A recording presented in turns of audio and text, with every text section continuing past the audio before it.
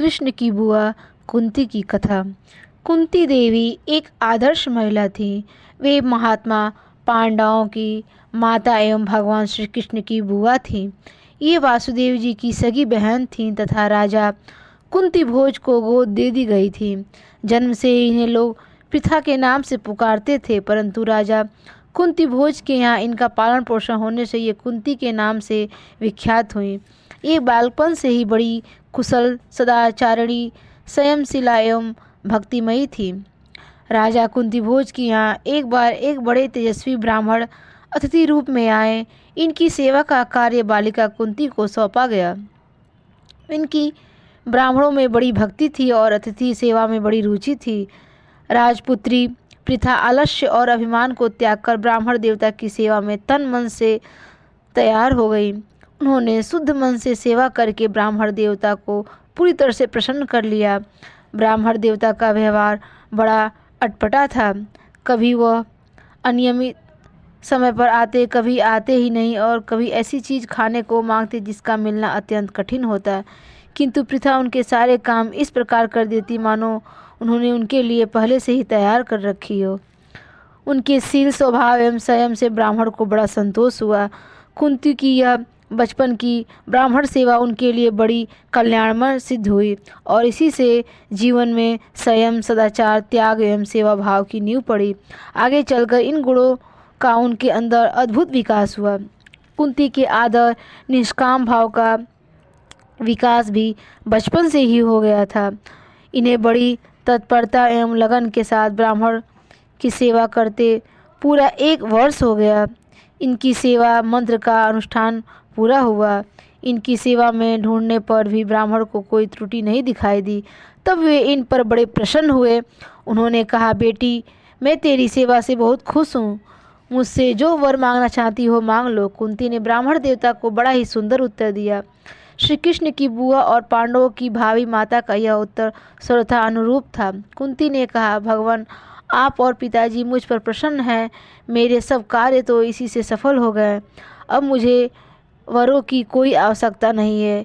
एक अल्प वयस्क बालिका के अंदर विलक्षण सेवा भाव के साथ साथ ऐसी निष्कामता का संयोग बड़ी कांचन संयोग के समान था। हमारे देश की बालिकाओं को कुंती ने इस आदर्श निष्काम सेवा भाव से शिक्षा ग्रहण करनी चाहिए।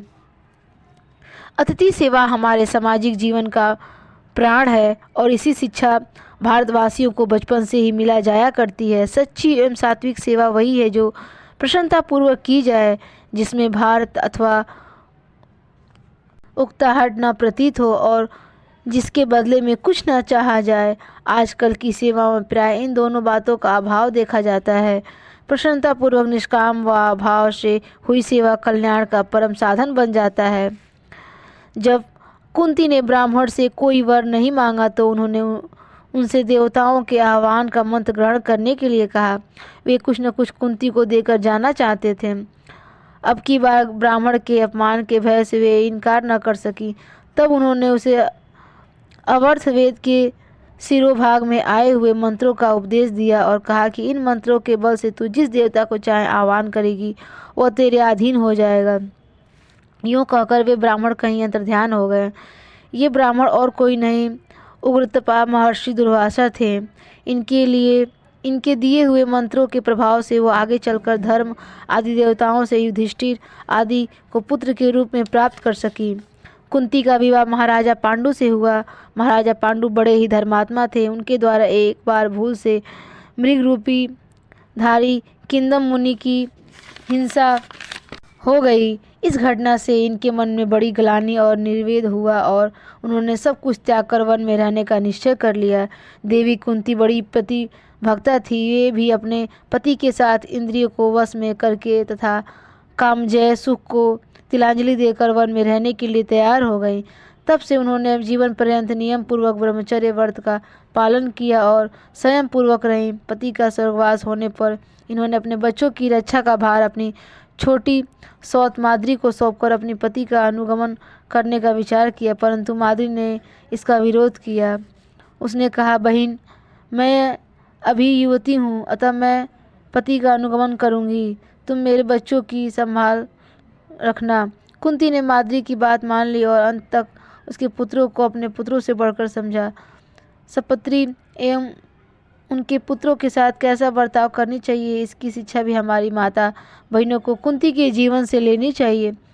पति के जीवन काल में इन्होंने माद्री के साथ छोटी बहन सा बर्ताव किया और उसके सती होने के बाद उनके पुत्रों के प्रति वही भाव रखा जो एक साध्वी स्त्री को रखनी चाहिए। सहदेव के प्रति जो उनकी विशेष ममता थी और वे भी उन्हें बहुत अधिक प्यार करते थे। पति की मृत्यु के बाद से कुंती का जीवन बराबर कष्ट में बीता, परंतु वे बड़ी ही विचारशील एवं धैर्यवती थी। अतः उन्होंने कष्टों की भी कुछ भी परवाह नहीं की और अंत समय तक धर्म पर आरूढ़ रही। दुर्योधन के अत्याचारों को वे भी चुपचाप सहती रही। इनका स्वभाव बड़ा ही कोमल और दयालु था। इन्हें अपने कष्टों की कोई परवाह नहीं थी, परंतु ये दूसरों का कष्ट नहीं देख सकती थी। लाछाड़ भाव से निकलकर जब ये अपने पुत्रों के साथ एक चक्रा नगरी में रहने लगी थी, उन दिनों वहीं की प्रजा पर एक बड़ी भारी संकट था। उस नगरी के पास एक बकासुर नामक राक्षस था। उस राक्षस के लिए नगरवासियों के प्रतिदिन एक गाड़ी अन्न तथा 100 भैंसे पहुंचाने पड़ते थे। जो मनुष्य इन्हें लेकर जाता उसे वह राक्षस खा जाता। वहाँ के निवासियों को बारी बारी से यह काम करना पड़ता था। पांडव लोग जिस ब्राह्मण के घर में भिक्षु के रूप में रहते थे, एक दिन उसके घर से राक्षस के लिए आदमी भेजने की बारी आई। ब्राह्मण परिवार में कोहराम मच गया। कुंती को जब इस बात का पता लगा तो उसका हृदय दया से भर आया। उन्होंने सोचा कि हम लोग के रहते ब्राह्मण परिवार को कष्ट भोगना पड़े, यह हमारे लिए लज्जा की बात होगी। फिर हमारे तो ये आश्रयदाता है, इनका प्रत्युपकार हमें किसी न किसी रूप में करना चाहिए।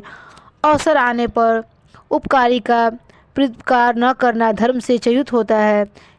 जब इनके घर में हम लोग रहते हैं तो इनका दुख बांटना हमारा कर्तव्य हो जाता है। यूँ विचार कर कुंती ब्राह्मण के घर गई। उन्होंने देखा कि ब्राह्मण अपनी पत्नी और पुत्र के साथ बैठे हैं। वे अपनी स्त्री से कह रहे हैं कि तुम कुलीन, शीलवती और बच्चों की माँ हो। मैं राक्षसों से अपने जीवन की रक्षा के लिए तुम्हें उसके पास नहीं भेज सकता। पति की बात सुनकर ब्राह्मणी से कहा, नहीं, मैं स्वयं उसके पास जाऊंगी। पति के लिए सबसे बड़ा बढ़कर सनातन कर्तव्य यही है कि वो अपने प्राणों को न्यौछावर करके पति की भलाई करे। स्त्रियों के लिए यह बड़े सौभाग्य की बात है कि वे अपने पति से पहले परलोकवासिनी हो जाए। यह भी संभव है कि स्त्री को अवध्य समझकर वह राक्षस मुझे न मारे। पुरुष का वध निर्बाध है और स्त्री का संदेहग्रस्त, इसलिए मुझे ही उसके पास भेजिए। माँ बाप की दुख भरी बात सुनकर कन्या बोली, आप क्यों रो रहे हैं? देखिए, धर्म के अनुसार आप दोनों मुझे एक न एक दिन छोड़ देंगे, इसलिए आज ही मुझे छोड़ अपनी रक्षा क्यों न कर लेते। लोग सनातन इसलिए चाहते हैं कि वो हमें दुख से बचाएं। यह सुनकर माँ बाप दोनों रोने लगे। कन्या भी रोए बिना न रह सकी। सबको रोते देखकर नन्हा सा ब्राह्मण बालक कहने लगा, पिताजी, माताजी, बहन, मत रो। फिर उसने एक तिनका उठाकर हंसते हुए कहा, मैं इसी से राक्षस को मार डालूंगा। तब सब लोग हंस पड़े, किंतु यह सब कुंती सुन रही थी। वे आगे बढ़कर उनसे बोली, महाराज, आपके तो एक पुत्र और एक ही कन्या है। मेरे आपकी दया से 5 पुत्र हैं। राक्षसों को भोजन पहुंचाने के लिए मैं उनमें से एक किसी को भेज दूंगी। आप घबराएं नहीं। ब्राह्मण देवता कुंती देवी के इस प्रस्ताव को सुनकर नट गए। उन्होंने कहा, देवी, आपका इस प्रकार कहना आपके अनुरूप ही है, परंतु मैं तो अपने लिए अपने अतिथि की हत्या नहीं करा सकता। कुंती ने उन्हें बुलाया कि मैं अपने जिस पुत्र को राक्षस के पास भेजूंगी वह बड़ा बलवान, मंत्र सिद्ध और तेजस्वी है। उसका कोई बाल भी बांका नहीं कर सकता। इस पर ब्राह्मण राजी हो गया। तब कुंती ने भीम से उस काम के लिए राक्षस के पास भेज दिया। भला दूसरों की प्राण की रक्षा के लिए जिस प्रकार अपने हृदय के टुकड़े को जान बूझकर कोई माता बलिदान कर सकती है, कहना न होगा कि कुंती के इस आदर्श त्याग के प्रभाव से संसार पर बहुत अच्छा असर पड़ा। अतएव सभी को इसकी शिक्षा लेनी चाहिए। कुंती देवी का सत्य प्रेम भी आदर्श था। वे विनोद में भी कभी झूठ नहीं बोलती थी। भूल से भी इनके मुख से बात निकल जाती थी, उसका ये जी जान से पालन करती थी। इस प्रकार की सत्यनिष्ठा इतिहास के पन्ने उलटने पर भी दूसरी जगह प्राय नहीं दिखने को आते। अर्जुन और भीम स्वयं ने द्रौपदी को जीतकर जब माता के पास ले आए और कहा कि माता, आज हम यह भिक्षा लाए हैं, तो इन्होंने उन्हें बिना देखे ही कह दिया कि बेटा, पांचों भाई मिलकर इसका प्रयोग करो। जब इन्हें मालूम हुआ कि ये कन्या लाए हैं तब तो ये बड़े असमंजस में पड़ गई। इन्होंने सोचा कि यदि मैं अपनी बात वापस ले लेती हूँ तो असत्य का दोष लगता है, और यदि अपने पुत्रों को उसी के अनुसार चलने के लिए कहती हूँ तो सनातन मर्यादा का लोप होता है। 5 भाइयों का एक स्त्री से विवाह हो यह पहले कभी नहीं देखा सुना गया था। ऐसी स्थिति में कुंती देवी कुछ भी निश्चय नहीं कर सकी। वे सोच में पड़ गई। अंत में उन्होंने धर्मराज युधिष्ठिर की सम्मति पूछी और उन्होंने सत्य पर कायम रहने की सलाह दी। पीछे राजा द्रुपद की ओर से आपत्ति होने पर वेदव्यास जी ने द्रौपदी के पूर्वजन्म की कथा कहते हुए समझाया कि शंकर जी के वरदान से ये पांचों ही द्रुपद कुमारी का पाणिग्रहण करेंगे। इस प्रकार पांचों के साथ द्रौपदी विधिपूर्वक ब्याह दी जाएगी। कुंती देवी की सत्य निष्ठा की विजय हुई। उनके मुख से हठात ऐसी ही बात निकली जो होने वाली थी। सत्य का दृढ़तापूर्वक आश्रय लेने पर ऐसा होना किसी के लिए भी असंभव नहीं है। अस्तु। किंतु कुंती देवी का जीवन शुरू से अंत तक बड़ा ही त्यागपूर्ण, तपस्यामय और अनासक्त था। पांडवों के वनवास एवं अज्ञातवास के समय उनसे अलग हस्तिनापुर में रह रही और वहीं से इन्होंने पुत्रों के लिए अपने भतीजे भगवान श्री कृष्ण के द्वारा क्षत्रिय धर्म पर डटे रहने का संदेश भेजा। उन्होंने विदुला और संजय का दृष्टांत देखकर बड़े ही मार्मिक शब्दों में कहला भेजा कि पुत्रों, जिस कार्य के लिए क्षत्राणी पुत्र उत्पन्न करती हैं उस कार्य के लिए करने का समय आ गया है। इस समय तुम लोग मेरे दूत को न जलाना।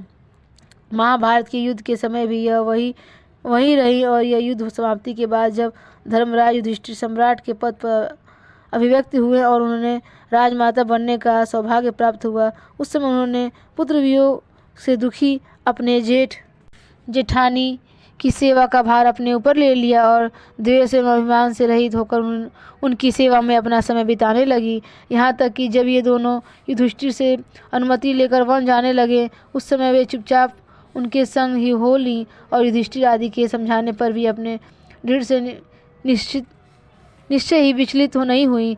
जीवन भर दुख और क्लेश भोगने के बाद सुख के दिन आए, उस समय भी सांसारिक सुख भोगने को ठुकराकर स्वेच्छा से त्याग, तपस्या एवं सेवामय जीवन स्वीकार करना कुंती देवी जैसी पवित्र आत्मा का ही काम था। जिस जेठानी से उन्हें तथा उनके पुत्र एवं पुत्रवधुओं को कष्ट, अपमान एवं अत्याचार के अतिरिक्त कुछ नहीं मिला, वे उन जेठानी के लिए इतना त्याग संसार में कहाँ देखने को मिलता है। हमारी माताओं एवं बहनों को कुंती देवी के इस अनुपम त्याग से शिक्षा लेनी चाहिए। कुंती देवी को वन जाते समय भीमसेन ने समझाया कि माता, यदि तुम्हें अंत में यही करना था तो फिर नाहक हम लोगों के द्वारा इतना नरसंहार क्यों करवाया। हमारे वनवासी पिता की मृत्यु के बाद हमें वन नगर में ही क्यों लाई। उस समय कुंती देवी ने उन्हें जो उत्तर दिया वह हृदय में अंकित करने योग्य है। वे बोली, बेटा, तुम लोग कायर बनकर हाथ पे हाथ रखकर न बैठे रहो। क्षत्रियोचित पुरुषार्थ को त्याग कर अपमानपूर्ण जीवन न व्यतीत करो। शक्ति रहते अपने न्योचित अधिकार से सदा के लिए हाथ न धो बैठो। इसलिए मैंने तुम लोगों को युद्ध के लिए उकसाया था, अपने सुखी इच्छा से ऐसी नहीं किया था। मुझे राज सुख भोगने की इच्छा नहीं है। मैं तो अब तप के द्वारा पतिलोक में जाना चाहती हूँ। इसलिए अपने वनवासी जेठानी की सेवा में रहकर मैं अपना शेष जीवन तप में बिताऊंगी। तुम लोग सुखपूर्वक घर लौट जाओ और धैर्यपूर्वक प्रजा का पालन करते हुए अपने परिजनों को सुख दो। इस प्रकार अपने अपने पुत्रों को समझा बुझाकर कुंती देवी अपने जेठानी के साथ वन में चली गई और अनसक्त समय तक उनकी सेवा में रहकर उनके साथ दाव अग्नि में जलकर योनियों की भांति शरीर छोड़ दिया। कुंती देवी जैसी आदर्श महिलाएं संसार के इतिहास में बहुत कम मिलेंगी। यह कथा आपको कैसी लगी कमेंट करके ज़रूर बताएं और हमारे चैनल पर नए हैं तो प्लीज़ सब्सक्राइब करें।